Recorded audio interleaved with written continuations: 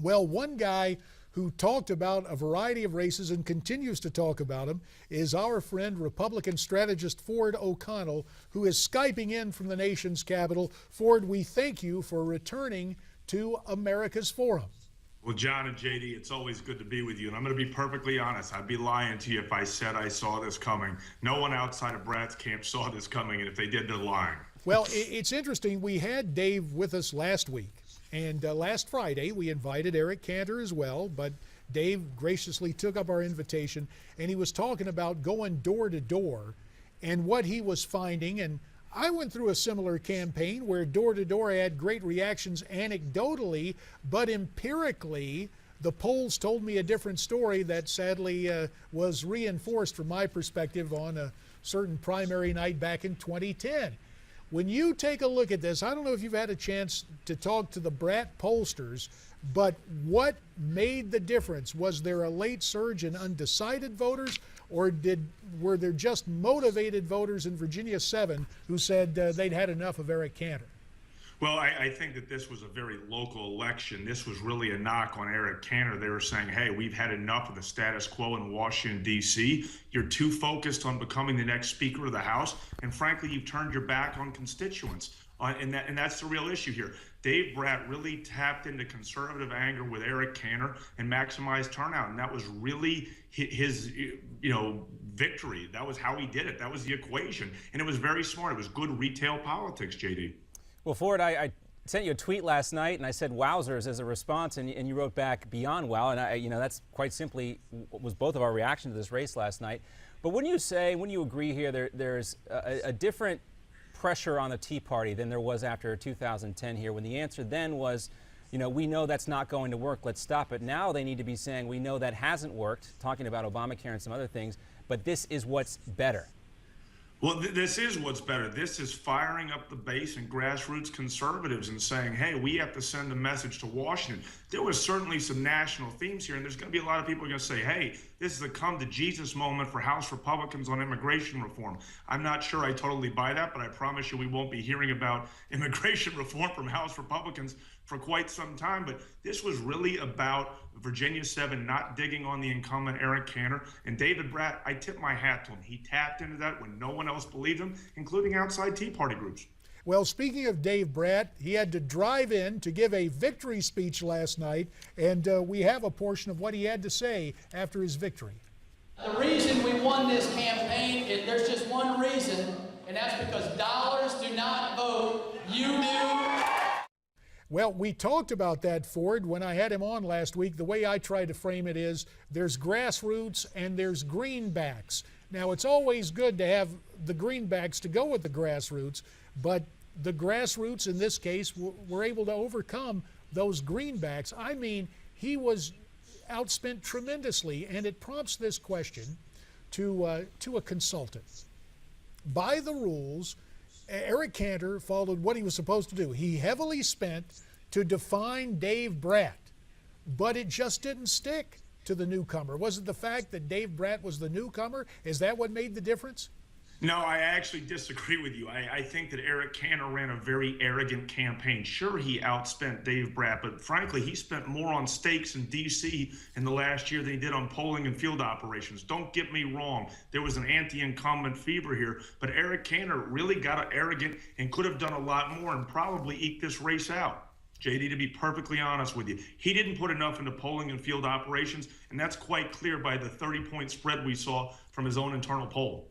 Well, it'll likely have an impact on a lot of campaigns moving ahead and how they deal with these, maybe not just in this primary cycle, but in years to come here. But we got a little preview, a clip of Hillary Clinton's book there, Ford, and we wanted to talk to you about that as well. Her book, Hard Choices, is now out. It's officially on the shelves, and it's not without its critics here. Politico's Mike Allen says it's a newsless snore, written so carefully not to offend that it will fuel the notion that politics infuses every part of her life. Also, the New York Times taking issue with the book, saying it's the work of someone keeping her political options open. And Slate's John Dickerson, also from CBS News, says that it's a work that's, quote, low salt, low fat, low calorie, and it has vanilla pudding as a dessert there for the comparison. Is this the worst political tome ever, or are these critics being unfair, Ford? No, this is a dress rehearsal for a Clinton 2016 run. She wants to run. Now, I will say this. She's had a very, very rusty re-entry into politics, and it was quite clear because, JD, as you know, when you start talking about paying the mortgage and you're talking about houses, plural, you've lost the American people. And obviously, she's extremely rusty. I would put it on par with how rusty Jeb Bush was. And she really wants to be the Democratic nominee in 2016. The question is whether or not she can get her campaign sea legs underneath her. Well, funny you should mention the comment about houses That was your and opponent, mortgages, and well, that was brought up in a different race. Right? At any rate, let's go back to the ABC News interview, Diane Sawyer with Hillary Clinton, and let's listen again to what has to be now an infamous soundbite. We came out of the White House not only dead broke, but in debt. We had no money when we got there, and we struggled to piece together the resources for mortgages for houses, for Chelsea's education. It was not easy. So, Ford, has Hillary Clinton handed the Republican nominee, whomever that might be, in 2016, or a Democratic opponent, their first ad, Hillary in her own words, about houses and mortgages, plural?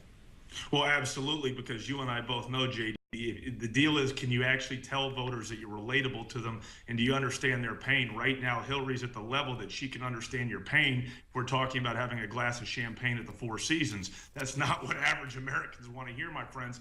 So, yes, she's held them some fire, if you will, but let me tell you something what worries me about Hillary Clinton. It's not Hillary Clinton. It's the 53% of Americans who voted for Barack Obama twice. There may be talk about Elizabeth Warren on the progressive grassroots, but I'm going to tell you something. She's the only one who can hold this motley coalition of unmarried women, minorities, and voters under 30 together. So right now, she's still the front runner, but yes, she's given the GOP a lot of fodder. Well, you mentioned President Obama, and we can talk more about the notion that just as George H.W. Bush filled Ronald Reagan's third term, you seem to be setting up that type of thing. But I want you to listen. The president yesterday contemplating leaving the Oval Office and leaving the White House. Listen.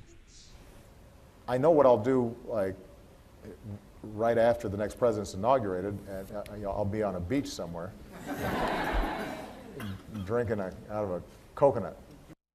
So while the president, who will be the former president at that point, goes island hopping, Ford, do you really believe that that third term construct for Hillary Clinton following in the footsteps of Barack Obama? Look, it's definitely hard. It's only happened a couple of times in the last 100 years. I'm not disagreeing with you with what it says historically speaking, but I also know the Electoral College, and I know that there's only about 10 states in play. And the question is, until I know who the Republican nominee is, Hillary Clinton, unless she stops pursuing the presidency, so far is the favorite. Can she be beat? Yes. As I wrote in my book, she's got a lot of liabilities. But the key for the Republican Party right now is not to be perceived as being counters of Wall Street, but to be seen as defenders of Main Street, JD. And that's going to be the ticket in being relatable to Americans' everyday problems. Well, Ford, let me ask you, if he's going to be drinking those coconuts on a beach someplace before the next inauguration, the presidential approval ratings in the tank, he keeps having these controversies and issues come up, Bergdahl, the latest one. Do you think if this trend continues for the president, we can actually expect to see him out on the campaign trail at all for Hillary Clinton? Hillary Clinton wants him to stay away. He's an albatross around the Democrats' neck, particularly those running in 2014. But again, she also needs to solidify the black vote. And we know that black voters very much like Barack Obama, regardless of what his approval rating is. And that's what she's going to need. She's going to need that motley crew that I just named before of unmarried women, minorities, and young voters. And he can help her out. But right now, he's definitely an albatross around her neck. Ford, it may be, quote, politically incorrect to make the observation, but it's one that needs to be made. Gender affinity. Can we expect Republican women and independent women to abandon the GOP just simply based on Hillary Clinton's gender and the fact that she would become the first woman president? Well, that's exactly what Hillary Clinton wants to happen. She believes that essentially because she's a woman, she wants to break the glass ceiling.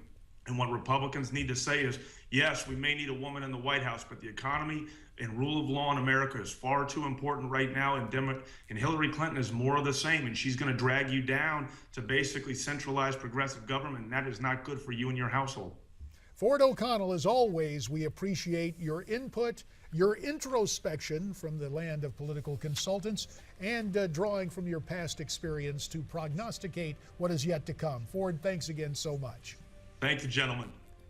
Not a scientific poll here, but I know Hillary has the opposite effect on a lot of the women in my family who tend to vote conservative. I don't know if that really correlates, so we'll see. Well, Again, not a scientific poll. We'll see what's anecdotal or empirical. We do know this, regardless of polling, we're coming right back on America's Vote.